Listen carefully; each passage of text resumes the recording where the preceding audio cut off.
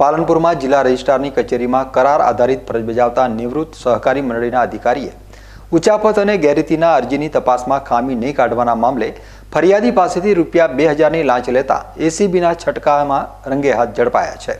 ફરિયાદીના સંબંધીએ ખારાખોડા સેવા સહકારી મંડળીમાં થયેલ ઉચાપત તથા ગેરરીતિ બાબતની તપાસ કરવા માટેની જિલ્લા રજિસ્ટ્રાર સહકારી મંડળી કચેરીમાં પાલનપુર ખાતે અરજી કરી હતી।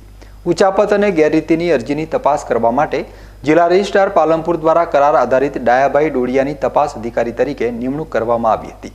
જોકે ફરિયાદીએ કરેલી ઉચાપત અને ગેરરીતિ અરજીના મામલે તપાસ કરનાર કરાર આધારિત નિવૃત્ત અધિકારીએ અરજીની તપાસમાં ખામી નહીં કાઢવાની અવેજ પેટે